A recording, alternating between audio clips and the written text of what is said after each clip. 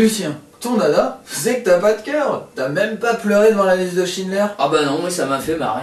Quand tu vois un gonze qui fait la manche dans la rue, ben tout naturellement tu lui piques les thunes dans sa coupelle. Mais j'ai jamais un bras de monnaie pour mon café, puis lui de toute façon, il a pas le droit de rentrer dans les cafés.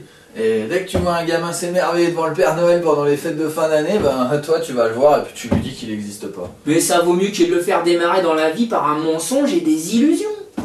C'est vrai que t'as l'air heureux. Mais oui. Mais force est de constater que dans tout ce bonheur, mais y a ta femme qui t'a jamais pardonné de pas avoir versé la moindre larme pour la naissance du petit, hein. Pourtant là j'étais vraiment à 2 doigts de chialer. Hein. Ah ouais, vu comment il était moche quand il est sorti avec sa tête de cône là. Oh. Tu me diras, à une lettre près, on était sûr que c'était le tien, hein. Non mais je sais pas, moi ça me touche pas ne serait-ce qu'un tout petit peu la disparition des espèces animales à travers le monde par la faute de l'homme. Bah non. Parce que des éléphants, bah y en a pas des masses par où j'habite. Mais faut pas penser qu'il y a ta gueule mon vieux, la biodiversité c'est ultra important pour les générations futures. Mais non, c'est surtout important pour les mecs qui en font des émissions télé à travers le monde, hein. Parce que moi, j'ai toujours pas vu la moitié de la queue d'un panda en allant bosser à l'usine, alors faut pas me la faire, hein. Ah mais je sais pas, moi par exemple quand t'as appris le tsunami là, en 2004, des milliers de morts c'est quand même pas rien ça bordel. Ah, j'ai eu un pincement au cœur là. Ah. Ah ouais, quand j'ai pensé à tous ces surfeurs qui auraient pu s'éclater s'il y avait eu des détecteurs.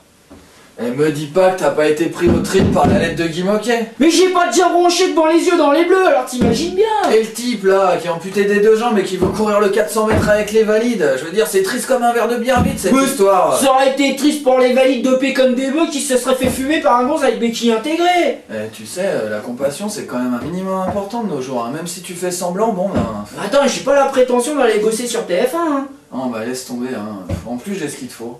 Avec ça, bon bah t'en auras toujours autant rien à foutre, hein, mais tu verseras une petite larme devant le 20h quand ils te raconteront la famine dans le monde pendant que tu seras en train de te gaver comme un porc. C'est pas vrai.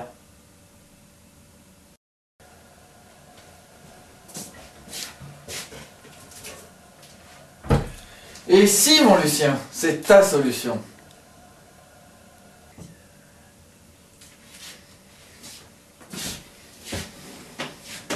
Ça va pas toi?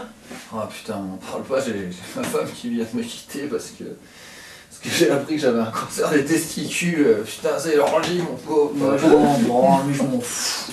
Tu sais, je m'en fous. Oh mais t'es vraiment un sans cœur. Mais je m'en fous.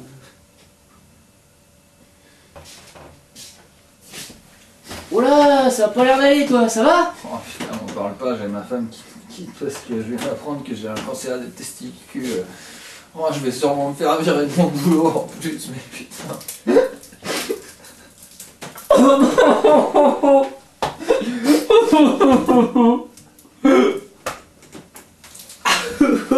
Alors, heureux?